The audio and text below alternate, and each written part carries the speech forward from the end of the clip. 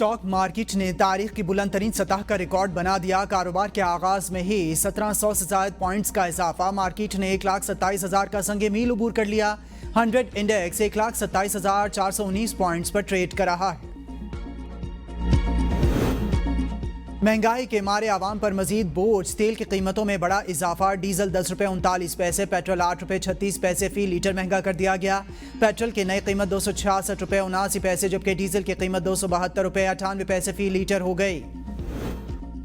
नए माली साल के आगाज के साथ ही आवाम पर नए टैक्सेस का निफाज। IMF शराइत पर पेट्रोल, डीजल और मिट्टी के तेल पर 2.5 रुपये लीटर नया क्लाइमेट लेवी टैक्स आयद।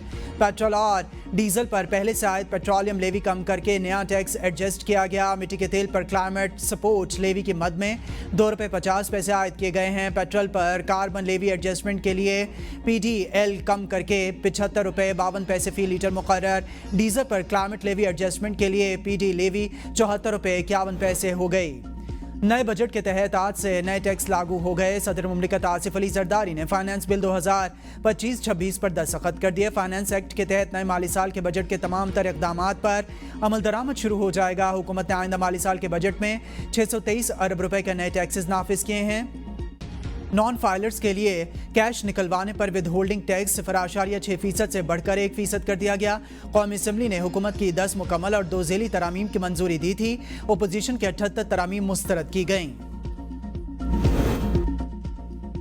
बिजली सारिफिन के लिए एक और रिलीफ। बिजली बिलों से सूबाई इलेक्ट्रिसिटी ड्यूटी खत्म करने का फैसला। वजीर तवानाई उवैस लगारी ने तमाम वज़राए आला को खत लिख दिए।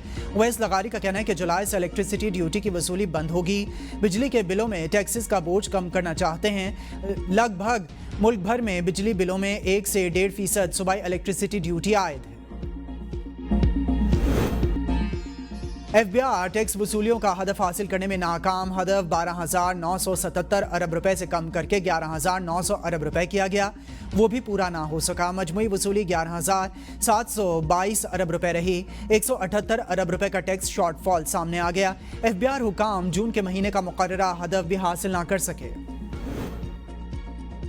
बानी PTI से आज वकला की मुलाकात का दिन। 6 नामों की फहरिस्त जेल हुकाम को भिजवा दी गई। सलमान अकरम राजा, बैरिस्टर सलमान सफदर, जहीर अब्बास चौधरी फहरिस्त में शामिल। नईम हैदर पंजौता, न्याजुल्ला न्याजी, एहसन लिल्ला भी बानी से मुलाकात करेंगे। बानी PTI की बहनें भी मुमकिना तौर पर मुलाकात के लिए जेल आ सकती हैं। बुशरा बीबी के फैमिली मेंबरान की भी मुलाकात के लिए जेल आमद मुतवक्के। फैज़ाबाद एहतजाज केस शहादतों के लिए 10 जुलाई की तारीख मुकर्रर। इस्लामाबाद की अदालत में फैसल जावेद और दीगर मुल्ज़िमान के वकालतनामे जमा। फैसल जावेद ने हाजिरी से इस्तिस्ना मांग लिया। अदालत ने रिमार्क्स दिए कि मुल्ज़िमान ट्रायल में रुकावट डाल रहे हैं और अली अमीन गंडापुर इश्तिहारी होने के बावजूद दीगर अदालतों में पेश हो रहे हैं। समाअत मुलतवी।